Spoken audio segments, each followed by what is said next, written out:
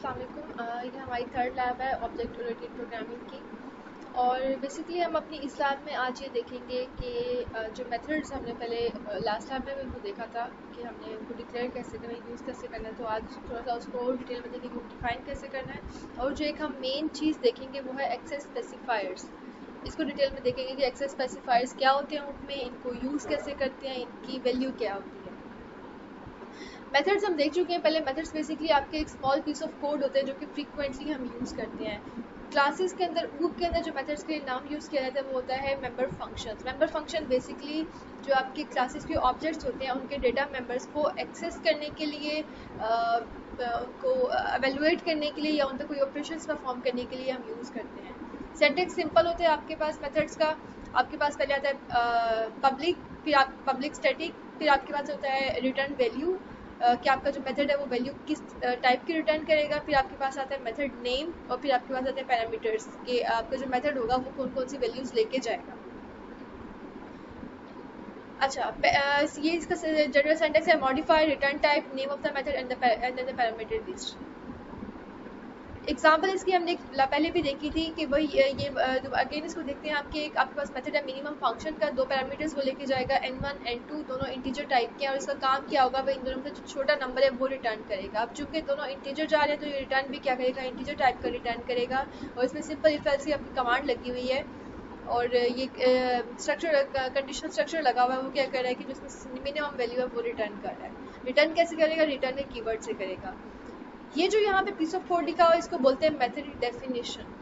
Method definition आपकी built in methods की already पीछे हुई होती है। आपने लेकिन उसको यूज़ कैसे करना होता है जब आप उसको मेथड को कॉल करते हैं। कॉल किस तरह करते हैं, आप लिखते हैं अपने मेथड का नेम जो आपने यहाँ पे डिफाइन किया होता है और आगे आप लिखते हैं पैरामीटर्स की वैल्यू। फॉर एग्जाम्पल अगर एक सम लेट्स सपोज अगर मैं इसी मेथड को कॉल करने लगूँ तो मैं कैसे कॉल करूँगी, मैं लिखूँगी मीन फंक्शन एग्जैक्टली ऐसे ही और ब्रैकेट में दो वैल्यूज़ पास करूँगी जो कि इंटीजर होनी चाहिए। लेट्स सपोज 6,9 या समथिंग कुछ इस तरह करके।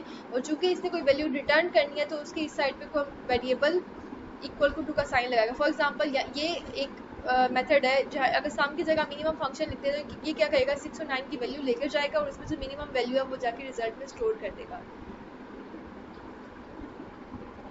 एक एग्जांपल देखते हैं आपकी जो क्या करेगा, एक कोर्स रिजल्ट के कॉन्सेप्ट को बेसिकली डिफाइन करेगा। क्या होगा कि जो कोर्स रिजल्ट की आपकी क्लास होगी उसके जो डेटा मेंबर्स होंगे वो कुछ student name, course name, grade वगैरह इस तरह के होंगे।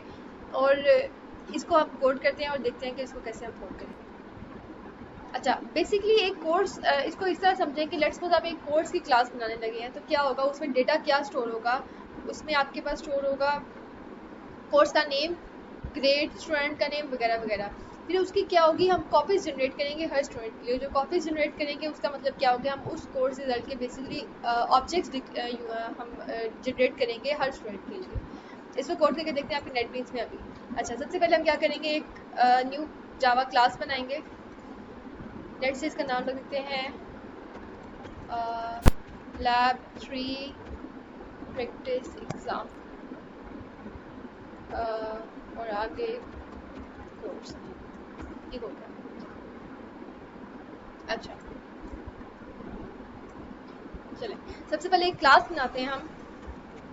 क्लास का कीवर्ड लिखेंगे, फिर आप लिखेंगे क्लास का नाम। Let's suppose course result. इसको थोड़ा जूम कर लेते हैं, होप सो आपको नजर आ रहा होगा। अच्छा, ठीक हो गया। क्लास का नाम लिखा, फिर क्या लिखा आपने, क्लास का नेम, सॉरी क्लास का कीवर्ड लिखा, फिर आपने क्या लिखा, क्लास का नेम। अच्छा, अब दो चीजें होती हैं क्लास में, एक होती है आपके डेटा मेंबर्स और एक आपके क्या होते हैं, मेंबर फंक्शंस। डेटा मेंबर हम डिक्लेयर करते हैं, एक डिक्लेयर करते हैं आपका पब्लिक। इसमें पब्लिक क्यों लिखा है इसको मैं आगे डिस्कस करूंगी। स्टूडेंट नेम, एक स्ट्रिंग की टाइप का स्टूडेंट नेम डेटा मेंबर बनाया। Public string course name, public string grade, ये तीन हमने क्या बना दिया, इसके डेटा मेंबर्स। अच्छा, फिर एक बनाते हैं इसका मेंबर फंक्शन जो कि इन सारी वैल्यूज को बेसिकली क्या करेगा, डिस्प्ले करेगा।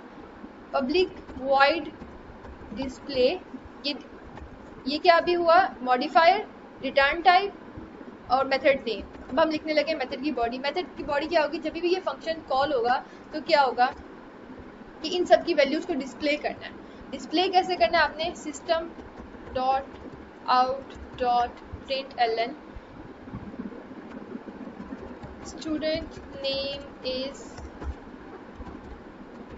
student name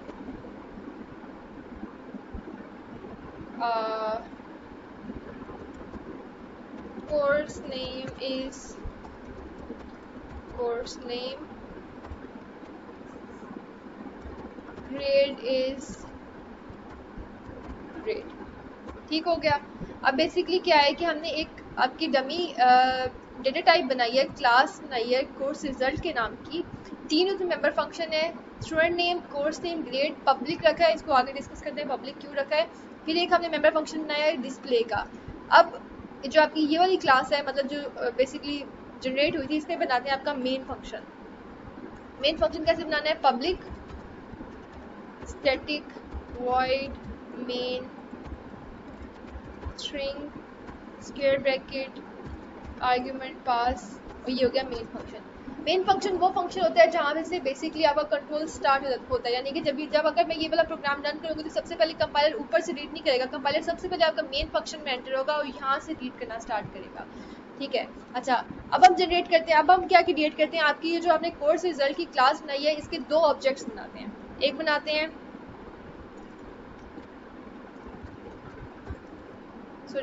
हैं चलिए let's go C2 new course result. एक बनाते हैं C3 equal to new course result. अब क्या हुआ है, मैंने लास्ट में भी आपको ये बताया था, लास्ट आपकी वीडियो में भी, कि जब मैंने ये दो लाइन आपकी कंपाइल होंगी तो क्या हुआ, कोर्स रिजल्ट टाइप के दो ऑब्जेक्ट्स क्रिएट हो जाएंगे मेमोरी में, एक C2 और एक C3, और दोनों में ये सारा डेटा ऑलरेडी अवेलेबल होगा, यानी कि ये तीन वेरिएबल्स भी अवेलेबल होंगे, अभी एम्प्टी होंगे, और एक मेंबर फंक्शन भी अवेलेबल होगा। अभी मैं करते हैं वैल्यू एंटर करते हैं। अच्छा, C2 dot student name equal to Ali. C2 dot dot basically आपका रेफरेंस है जो कि आप किसी भी मेंबर फंक्शन डेटा मेंबर को एक्सेस करने के लिए यूज करते हो। Dot course name equal to OOP C2 dot grade equal to A. यही काम हम करते हैं आपके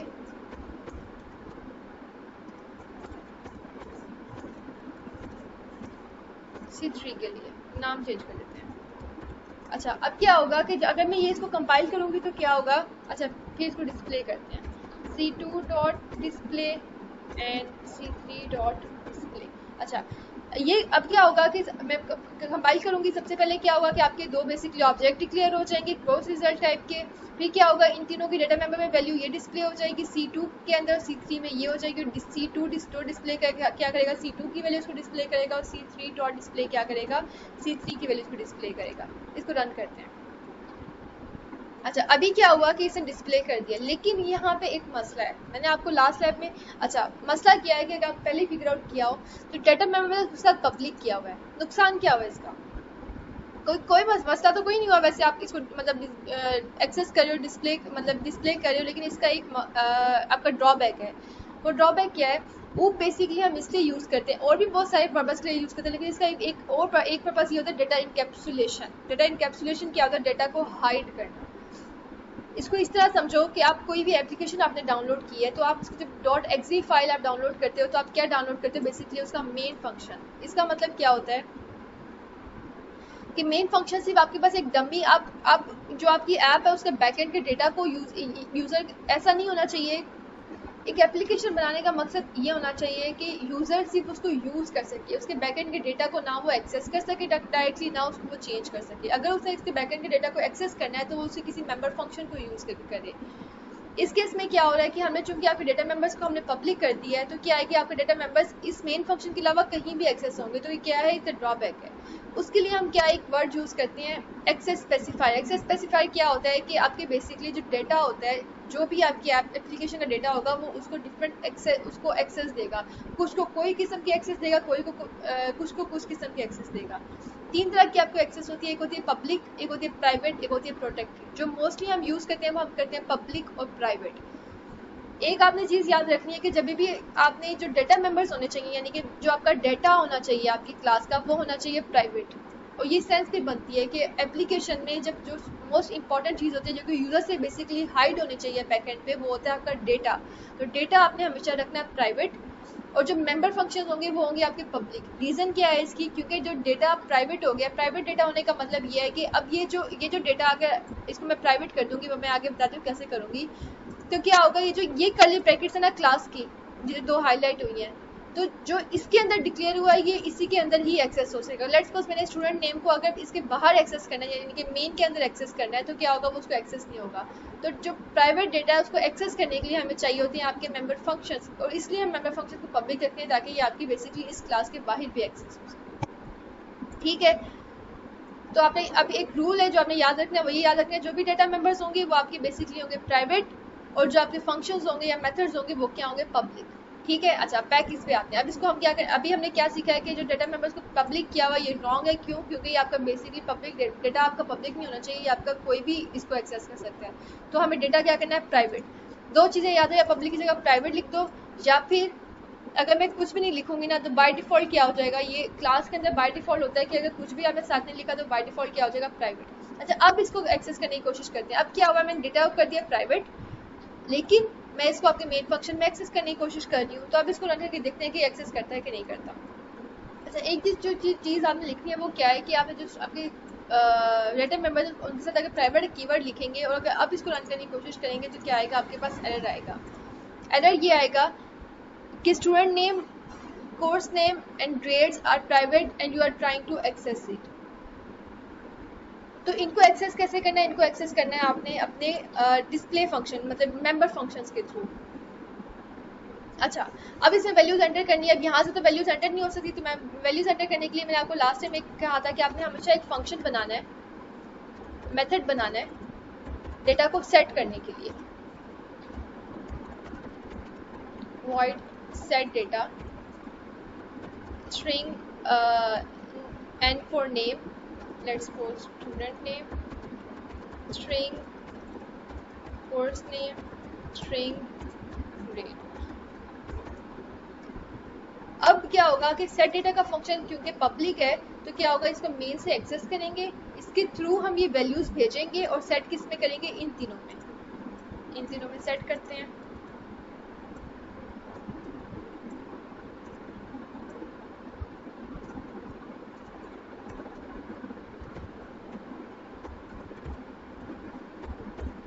ठीक हो गया। अब क्या है कि अभी डायरेक्टली बाहर से आपके एक्सेस नहीं है क्योंकि इनको मैंने क्या कर दिया, प्राइवेट कर दिया। अब क्या है कि जो कर्ली ब्रैकेट है सिर्फ इसके अंदर इसको एक्सेस कर सकते हैं, लेकिन इसके बाहर क्या होगा, ये एरर दे देगा। तो अब इसमें वैल्यूज कैसे एंटर करेंगे, आपके मेन फंक्शन से इस फंक्शन मेथड को कॉल करके सेट डेटा को।